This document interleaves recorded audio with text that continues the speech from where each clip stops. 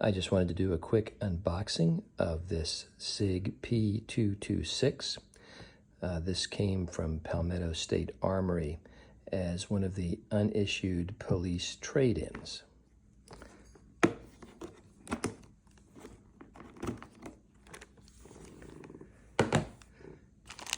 So here we have a firearm, paperwork, 2 magazines. I believe it said it came with only 1, and then a lock. You can't really tell from here, but it does have 3-dot night sights. Well, I was wrong. It came with 3 magazines. One was in the firearm. They are 13-round 40 caliber Smith & Wesson /357 SIG. I do not think that the website clearly said that it came with 3 magazines. I could have sworn it said with only 1. It also didn't discuss the grip. This is the SIG E2 grip that comes on it. This is a 40 caliber Smith & Wesson P226. Again, it was an unissued police trade-in. So as you can see, it still comes with the original tag on it. It is a double action Kellerman, which was the really only downside when I ordered it. I don't mind it being in 40 caliber because that can easily be changed to a 9mm. But the nice thing about it is I can also put 357 SIG in this, and all I have to do is change the barrel. If I want to do my 9mm, I have to get a conversion barrel or get the conversion kit or a full slide.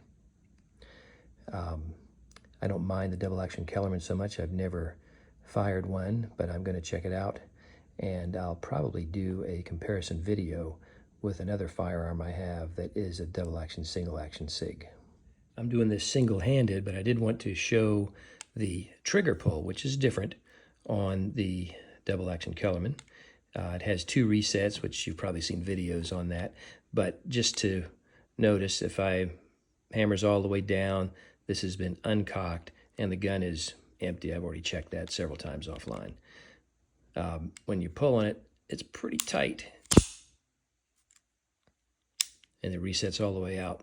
There's a second reset if it's cocked, or if the slide is racked, or your second shot. That comes about maybe 2/3 of the way back, and that is actually heavier than the initial pull. And maybe I can clarify that. What I can do here is, it's pretty heavy to pull. You can see the hammer's all the way down. If you pull it back a little bit, right there, you can hear that click, and now I'll let go, and you can see the hammer is staying in this sort of like half-cocked position.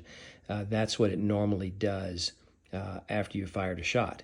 And it would also be in that position if you loaded it, racked it, and then left it like this, which is what the intent of this is.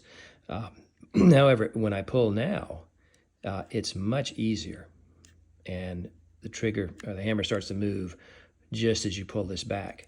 And that pull through is not that bad. If you were, that'd be a very happy double action trigger pull.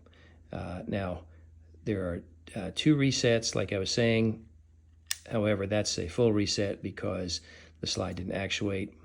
Again, I've only got one hand to do this, so I'm not going to really be able to show you that without putting this down and starting all over again. But just to show you again, I'm having to pull harder there, and it will fire.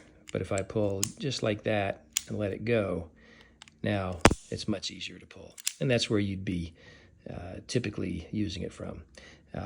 Overall, I'm pretty impressed with this, especially for the money for essentially a brand new gun. Again, it was purchased.